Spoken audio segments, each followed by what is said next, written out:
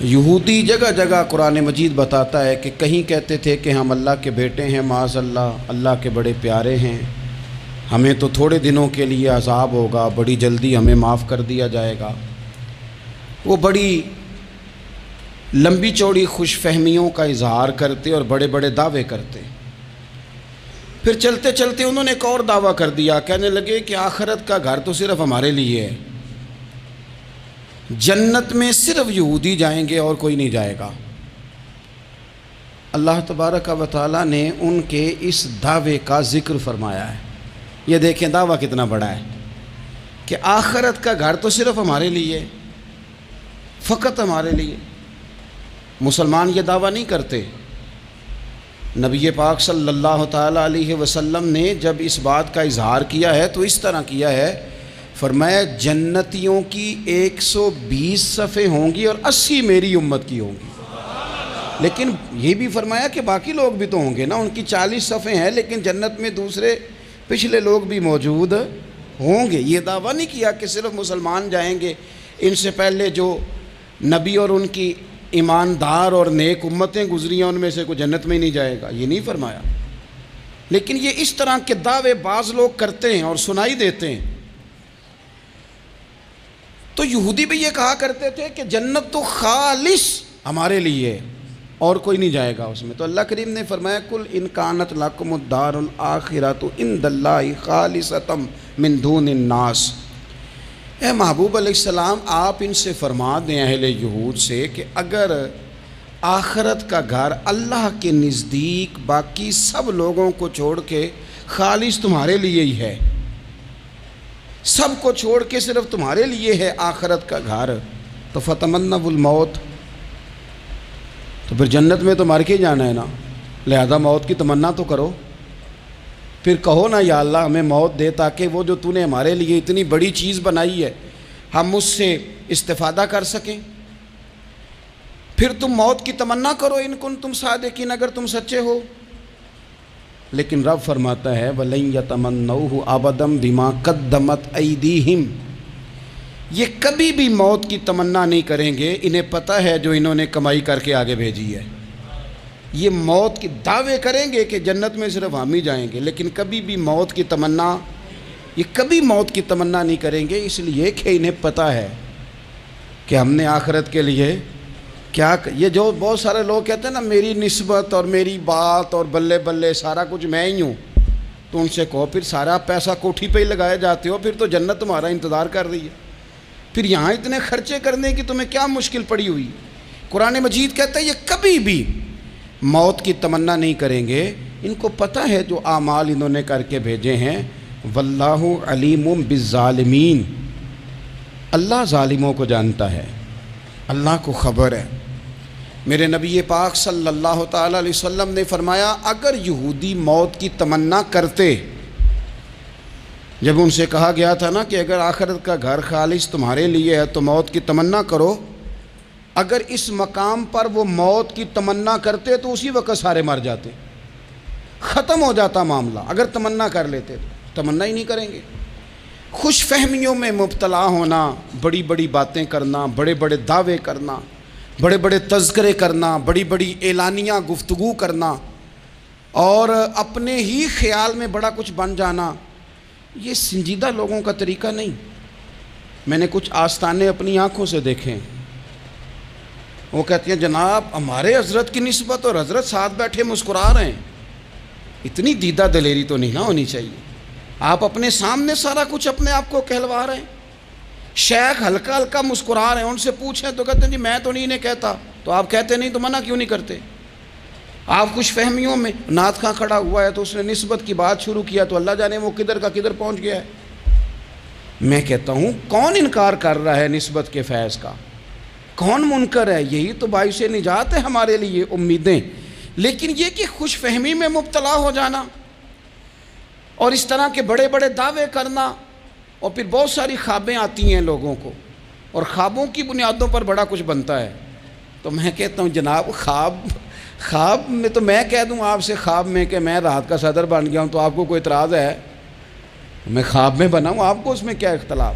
حقیقت کی زندگی میں آئیں، حقیقت کی زندگی میں جتنے لوگ نیک ہیں، پرہیزگار ہیں، دعویٰ ہے غلامی کا، دعویٰ ہے نسبت کا، فلانی شے کا، تو پھر بھئی آپ نے اتنا مال کاہے کو جمع کر لیا ہے؟ پھر یہ کاریں، یہ بنگلے، یہ کوٹھیاں، یہ جائیدادیں، یہ جلسوں کی فیسیں، یہ نعتوں کی فیسیں، یہ کس لیے؟ پھر تو آخرت آپ کے لیے سجی ہوئی ہے، سنوری لی ہوئی ہے، پھر تو آپ اس طرف توجہ کریں۔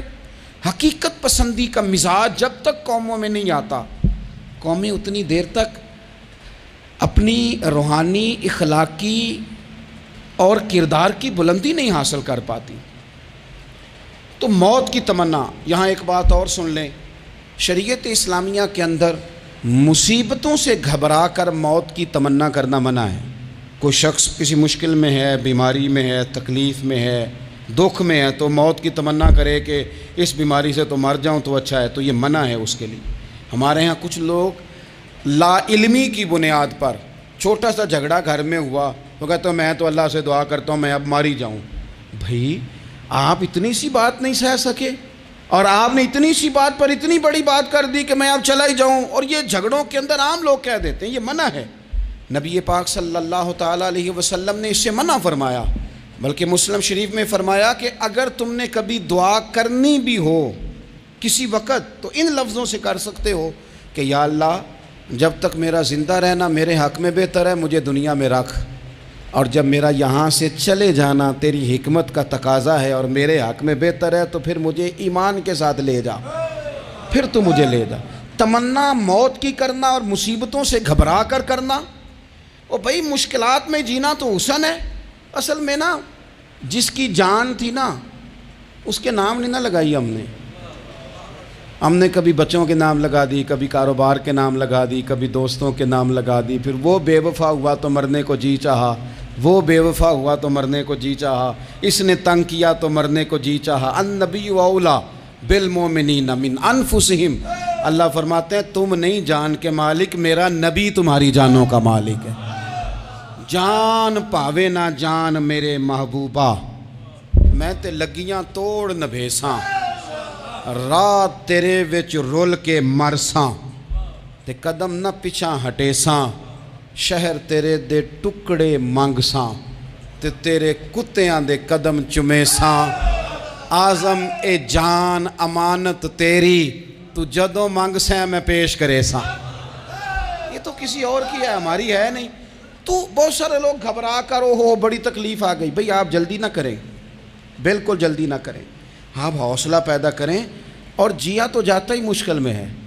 اقبال نے کہا تھا کار جہاں دراز ہے اب میرا انتظار کر، یہ زندگی لمبی ہے، یہ مشکلات سے ہو کر کے گزرتی ہے، اس میں مد و جزر رہتا ہے۔ تو شریعت اسلامیہ میں منع ہے موت کی تمنا کرنا، موت کی خواہش کرنا، بلکہ نبی پاک صلی اللہ تعالیٰ علیہ وسلم نے تو یہاں تک ارشاد فرمایا کہ تم موت کی تمنا نہ کرو، اس لیے کہ اگر تم برے ہو اور زندہ ہو تو ہو سکتا ہے زندگی میں اللہ تمہیں توبہ کی توفیق دے دے، اور اگر تم اچھے ہو تو پھر بھی موت کی تمنا نہ کرو، اس لیے کہ اچھے ہو تو تمہاری اچھائی میں روز برکت ہی ہو رہی ہے، لوگوں کو فائدہ ہی ہو رہا ہے، خیر ہی بٹ رہی ہے۔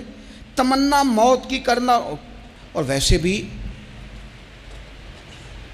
نہ ہم اپنی مرضی سے یہاں آئے ہیں اور نہ مرضی سے جانے کی کوشش کرنی چاہیے، معاذ اللہ، نہ اپنی مرضی آئے ہیں نہ اپنی مرضی سے کوئی مرنے کی کوشش کرے گا تو خودکشی حرام ہے، اور رب رسول کی مرضی سے مرے گا تو وہ شہادت ہے، وہ اس طرح کی شہادت ہے کہ جس میں کہا مردہ کہنا ہی نہیں یہ تو زندہ ہے، اس لیے کہ میرے نام پہ مر گیا ہے۔ تو موت کی تمنا کرنا یا اس طرح کا رویہ منع ہے۔ البتہ یہ جو یہود کا کام تھا، ان کا جو لہجہ تھا، اللہ فرماتے ہیں یہ تو ہزار سال عمر مانگتی ہیں تو جانا ہی نہیں چاہتے۔ کچھ لوگ لمبی عمر کے حریص ہوتے ہیں، اس کی وجہ یہ ہوتی ہے کہ آخرت کے لیے کام نہیں کیا، آخرت پر اس طرح کا یقین نہیں، اس طرح کا مزاج نہیں، دنیا داری کا مزاج بن گیا، بہت سارا مال جمع کر لیا، بڑے بنگلے بنائے، اتنی مشکل دنیا داری کٹھی کی، اب چھوڑ کے مر جائیں۔ ان لوگوں کا مرنے کو دل ہی نہیں کرتا، کوئی ارادہ ہی نہیں ہے، بالکل نہیں دنیا چھوڑنا چاہتے، محنت سے کٹھی کی ہے، اتنے لاؤ لشکر بنائے ہیں، اب کیسے چھوڑ جائیں۔ کچھ لوگ ایسے ہیں جنہوں نے گٹھڑی باندھ کے رکھی ہوئی ہے، ان کو زیادہ ویٹ نہیں کرنا پڑتا، اس لیے کہ انہوں نے کوئی سامان بوکی نہیں کرایا، تو جو ہے ہینڈ کیری ہے، اس لیے لوگ انتظار کرتے رہیں گے اور جناب بلال حبشی جنت میں پہنچ بھی جائیں گے۔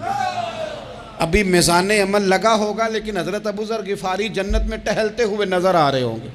لوگوں نے جمع نہیں نہ کیا، جتنا مال زیادہ اتنی چیکنگ بھی اس کی زیادہ، جتنے بیگ زیادہ، ایئرپورٹ پہ اتنا انتظار بھی زیادہ۔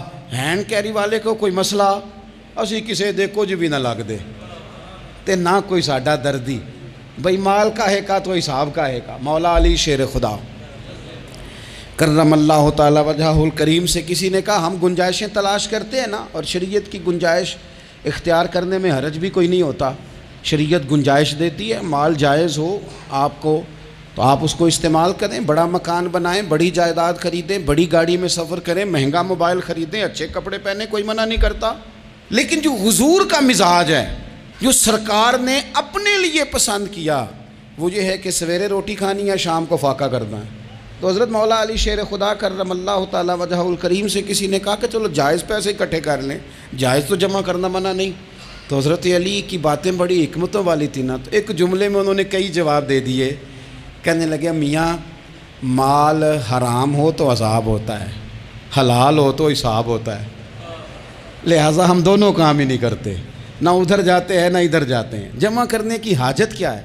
دنیا اتنی سجا لینا، اتنی سوار لینا، بڑا ٹھنڈا اے سی چلتا ہے ہمارے کمروں میں، کھلی آنکھوں سے لوگ بستر سے اٹھ نہیں پاتے، آنکھیں کھل گئی ہیں، الارم بج گیا ہے، لیکن وہ بہت مزے کی پسند کی روٹی رات کھائی تھی، اپنی مرضی کا کھانا کھایا تھا، پیٹ بھر کے کھایا تھا، مرضی کے مشروبات پیے تھے، ٹھنڈے کمرے میں آرام ہے، کھل گئی ہے آنکھ، موٹے الارم نے آواز دیا اٹھو، لیکن یہ غفلت ہے نا، دنیا جمع کر لی ہے نا ساری۔ میں آپ کو صحیح بتاتا ہوں، اگر یہ ساری آسانیاں نہ ہوں، دقتیں ہوں، تو کچھ رات کو ہمیں تھوڑا پسینہ بھی آئے تو بار بار آنکھ کھلے، یہ مچھر کبھی نہ سونے دے تو بار بار آنکھ کھلے، یہ تن آرام پسند نہ ہوں تو کچھ اٹھیں، کچھ رات کو گرمیوں کی چھوٹی راتوں میں بھی تہجد پڑھی جا سکے۔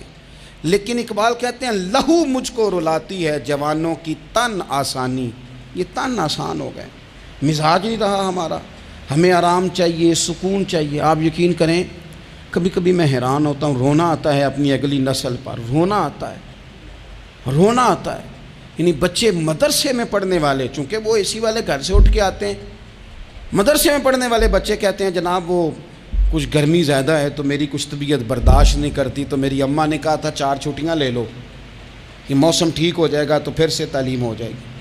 تو غور سے چہرے دیکھتے ہیں تو ہم کہتے ہیں یار اگر کل کو ہمیں جہاد پہ جانا پڑا تو ہم لوگ جائیں گے، ہم میدانوں میں نکلیں گے، ہم وہ لوگ ہیں جو سختیاں برداشت کریں گے، یہ والے لوگ ہیں جو میدان میں جائیں گے، جو 1 منٹ کے لیے اتنی دنیا جمع کر لی، مرنے کو جی نہیں چاہ رہا۔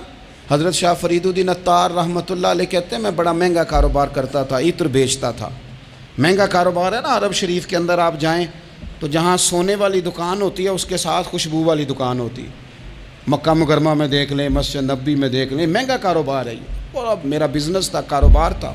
تو آپ فرماتے ہیں کہ ایک دن ایک بزرگ آ گئے، انہوں نے ایک شیشی دیکھی، خوشبو سونگی، دوسری، تیسری، چوتھی، اچھے سیل مین آگے بڑھ کے خود کہتے ہیں آپ کو کیا چاہیے؟ میں نے بھی کہا بابا جی کیا چاہیے مجھے بتائیں، کیا دیکھ رہے ہیں؟ تو بابا جی بڑے دھیمے، ٹھنڈے اور حوصلے والے لہجے میں کہنے لگے پتر دیکھ رہا ہوں تیری جان بڑی مشکل سے نکلے گی۔ تو میں نے کہا وہ کیوں؟ کہنے لگے اتنی مہنگا تو نے مال جمع کیا ہے، کبھی مرنے لگے گا تو یہ یاد آئے گا، کبھی وہ یاد آئے گا، کبھی سادہ کر لیں، اس کو سادہ کر لیں، کبھی اس سوسائٹی والا پلاٹ یاد آئے گا، کبھی ادھر والا یاد آئے گا، کبھی لاہور والا یاد آئے گا، کہاں مرنے کو جی چاہتا ہے۔ اور پھر ایک اور دھوکہ ہے، میں بچوں کے لیے کر رہا ہوں، بچوں کے نام تو ایک دھیلا بھی نہیں، وہ تو سارا آپ کے اپنے نام ہے، ایسے ہی بہانہ بنایا ہوئے بچوں، کس بچے کے نام؟ بچے نے تو 50 دفعہ کہا ہے کہ وہ ایک دکان بیچ دو، میں نے کام کرنا ہے، تو ابا کہتا مراں گا تو تاں بکے گی۔ کہاں بچوں کے لیے؟ کون کہتا ہے بچوں کے لیے؟ یہ تو خواہشات ہیں جن پر ہمارا اپنا قبضہ ہے، ہر کنجی تو ہماری جیب میں، کون کہہ رہا ہے؟ وہ تو کبھی جا کے ملے گا ان کو جب موقع آئے گا۔ تو کہا یہ اتنا مال جمع کیا ہے تم پتر، تیری جان تو مشکل سے نکلے گی۔ تو کہتے ہیں میں دنیا دار تھا، دنیا دار کو نصیحت کریں تو وہ غصہ کرتا ہے، طنز کرتا ہے۔ کہتے ہیں مجھے غصہ آیا تو میں نے جھٹ سے کہا، لوگ کہتے نہیں تو اپنی قبریں جانا ہے تو میں آپ نہیں کہتے میں نے جھٹ سے کہا، میں نے کہا بابا میری جان تو مشکل سے نکلے گی تو تیری کیسے نکلے گی؟ تو کہتے ہیں بابا جی کہنے لگے پتر ادھر آنا ذرا، تو میں کاؤنٹر کے اوپر سے ہو کے بابا جی کے پاس آیا، وہ میری دکان کے فرش پہ لیٹے، کعبے کو منہ کیا، کلمہ پڑھا اور ان کی روح پرواز کر گئی۔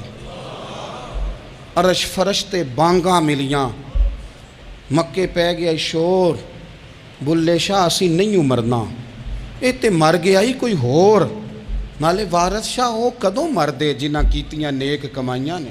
کہا یہ دیکھ لو مر گئے، بس اتنی کام تھا، تیاری ہے۔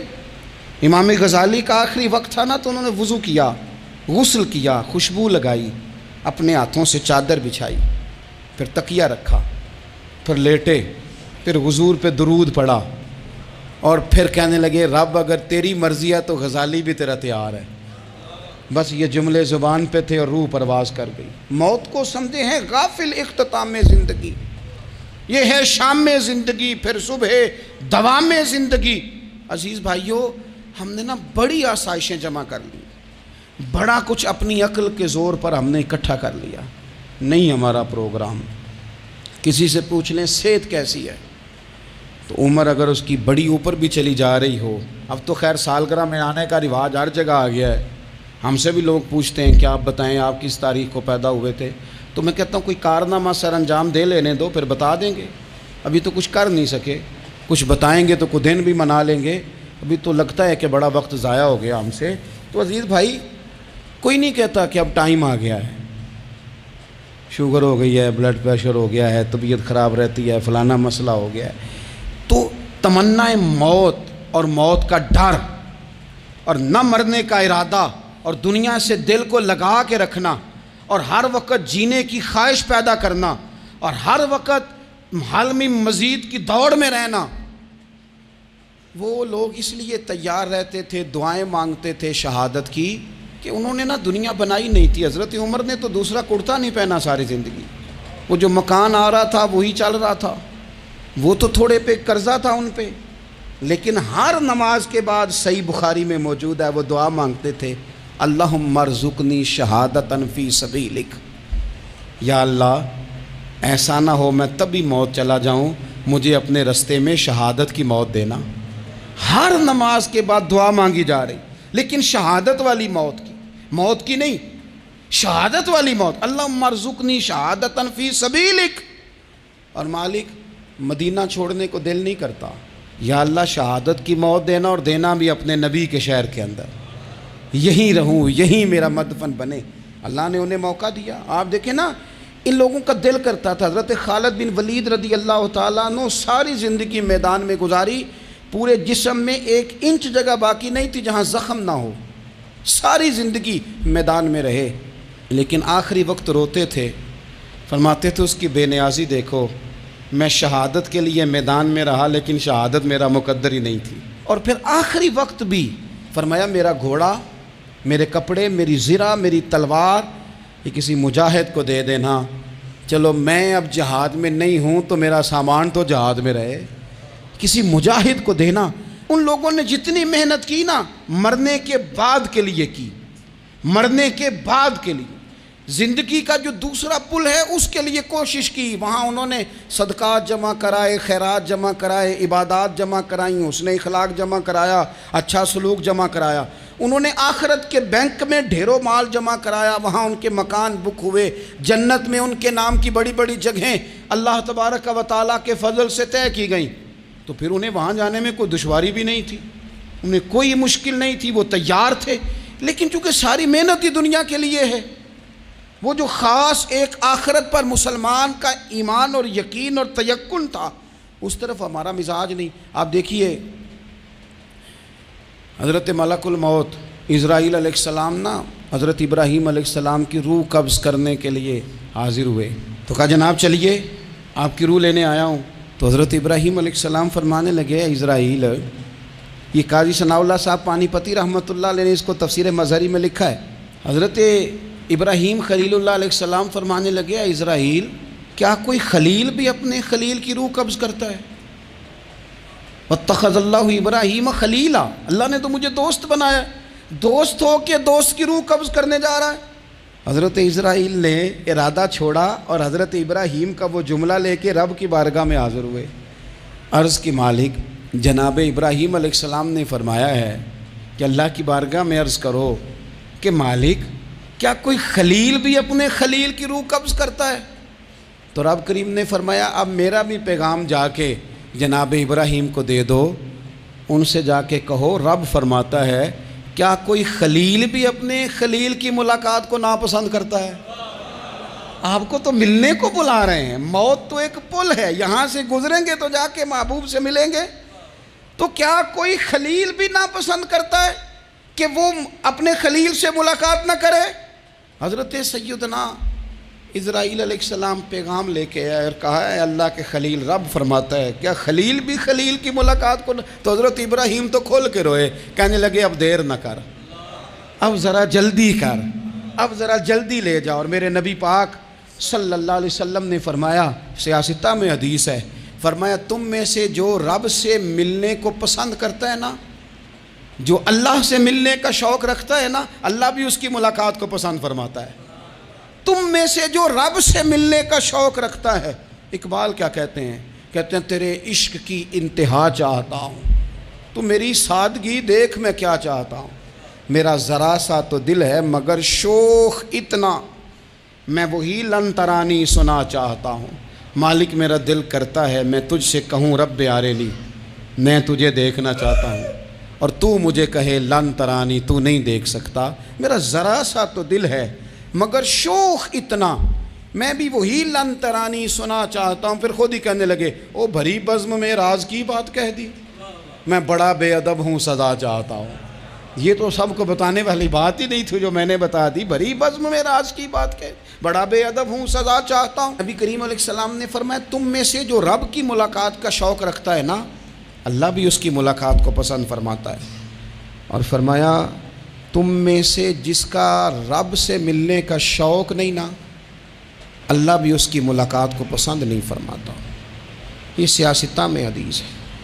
ایک دفعہ غور کر نہ لیں، فلاں سے ملنے کو بھی جی چاہتا ہے، فلاں علاقہ دیکھنے کو بھی جی چاہتا ہے، فلاں کی ملاقات کو بھی جی چاہتا ہے، کبھی اس کو ملنے کو بھی جی چاہتا ہے جس نے بنایا ہے سارا کچھ، کبھی اس کی صحابہ تو تڑپ کے حضور کی بارگاہ میں آئے تھے نا، وَإِذَا سَأَلَكَ عِبَادِي عَنِّي فَإِنِّي قَرِيبٌ، تڑپ کے کہا تھا یا رسول اللہ صلی اللہ علیہ وسلم سالوں بیت گئے، سجدے کرتے، عبادت کرتے، روزہ رکھتے، حج کرتے، زکوٰۃ دیتے، اب دل کرتا ہے کبھی وہ ملے، کبھی اسے دیکھیں، کبھی یہ حقیقت منتظر نظر آ نہ لباس مجاز میں، لاکھوں سجدے تڑپ رہے ہیں میری جبین نیاز میں، دل کرتا ہے ملنے کو۔ تو جب صحابہ نے آ کے حضور کی بارگاہ میں یہ عرض کی نا یا رسول اللہ رب سے ملنے کو جی چاہتا ہے، تو اللہ نے فرمایا وَإِذَا سَأَلَكَ عِبَادِي عَنِّي فَإِنِّي قَرِيبٌ، اے محبوب جب میرے بندے آپ کے پاس آ کے میرے بارے میں سوال کریں تو ان سے فرما دو میں تو ان کے قریب ہی ہوں، جب بھی دعا مانگیں گے میں ان کی دعاؤں کو قبول فرماؤں گا، میں قریب ہوں ان کے۔ اپنے دل کے اندر شوق ہو، اللہ رسول کی طرف بڑھنے کا شوق ہو، مسلمان موت سے نہیں ڈرتا۔ لیکن صحیح بخاری اور صحیح مسلم میں حدیث ہے، نبی پاک علیہ الصلوۃ والسلام نے فرمایا آج ایک مسلمان 1000 کافر کو آگے لگا لیتا ہے اور کافر بھاگ جاتا ہے، ایک وقت آئے گا ایک کافر ہوگا اور 1000 مسلمان کو بھگا ڈالے گا۔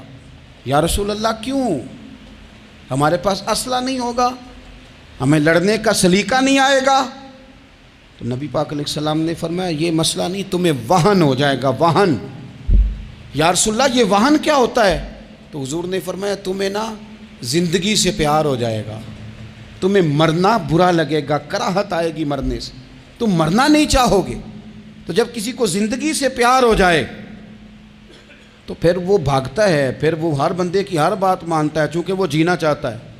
اور کچھ لوگ ایسے ہوتے ہیں، وہ جب بدر میں مسلمان پہنچے نا تو جاسوس بھیجا ابو جہل نے، کہا جاؤ پتہ کر کے آؤ لوگ کتنے ہیں اور ان میں جوان کتنے ہیں، بوڑھے کتنے ہیں اور اسلحہ کتنا ہے۔ جاسوسی اس دور میں بڑی آسان تھی، کوئی مخصوص وردی تو فوجیوں کی ہوتی نہیں تھی۔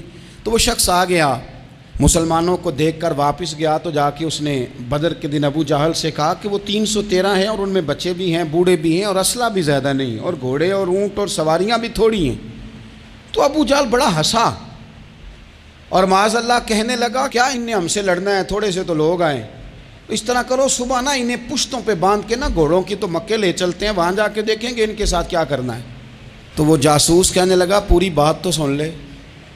اس نے کہا پوری بات کیا ہے؟ کہنے لگا آئے 313 ہیں، پر گھر واپس جانے کا کسی کا بھی ارادہ نہیں، وہ کشتیاں جلا کے آئے ہیں، میں رات وہاں گزار کے آیا ہوں، میں نے بوڑھوں کو بھی شہادت مانگتے دیکھا ہے، میں نے بچوں کو بھی شہادت مانگتے دیکھا ہے، میں نے ایک ایک کے سینے میں مر مٹنے کا جذبہ دیکھا ہے، وہ جینے کی امنگ لے کے نہیں آئے، ہتھیلی پہ رکھ کے آئے ہیں جان، اور ایک ایک شخص شہید ہو کے جانا چاہتا ہے، اور وہ ایک دوسرے کے پیچھے چھپیں گے نہیں۔ یہ جو موت ہے نا، موت یہ تو ایک پل ہے، اس سے گزریں گے، اللہ رسول کے حضور جائیں گے، جنت کی نعمتیں، خدا کی تیار کی ہوئی رحمتیں مسلمان کا آگے بڑھ کے استقبال کریں گے۔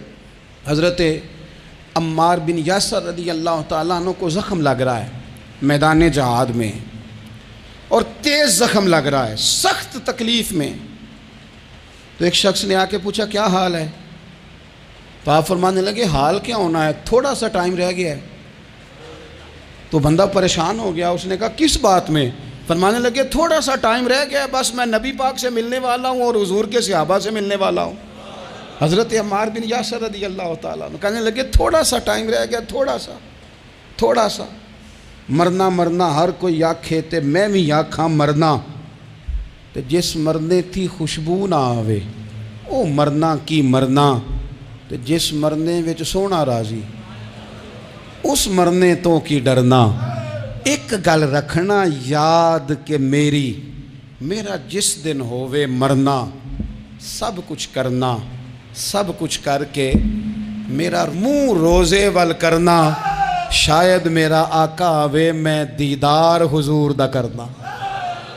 فرمایا کہ وہ تو بالکل قریب آ گیا ٹائم۔ حضرت سیدنا بلال حبشی رضی اللہ تعالیٰ عنہ آخری وقت ہے، لوگ بڑا اس کا منظر جب بیان کرتے ہیں تو خوفناک بیان کرتے ہیں، اس طرح کا لہجہ اختیار کرتے ہیں کہ بات سن کے بندہ کانپ جائے۔ سیدنا بلال حبشی رضی اللہ تعالیٰ عنہ بالکل آخری وقت ہے، جانے کا ٹائم۔ تو حضرت بلال کی اہلیہ قریب بیٹھی ہیں، تو کہنے لگی بڑے غم کا موقع آ گیا، غموں کی رات شروع ہو گئی، حالات میرے لیے مشکل آ گئے۔ آپ نے فرمایا کیا ہوا؟ کہنے لگی آپ جا رہے ہیں؟ تو حضرت بلال کہنے لگے یہ غم کا موقع نہیں، یہ تو خوشی کا موقع ہے، میں جاؤں گا تو حضور سے ملوں گا نا، جاؤں گا تو نبی پاک سے ملاقات ہوگی، یہ تو میرا ملاقات کا وقت آیا۔ تو اپنی زندگی کے اندر انسان کچھ اپنی آخرت کے لیے کرے، کچھ زاد راہ جمع کرے، کچھ وہ تیاری کرے، کچھ اس کے پاس ایسے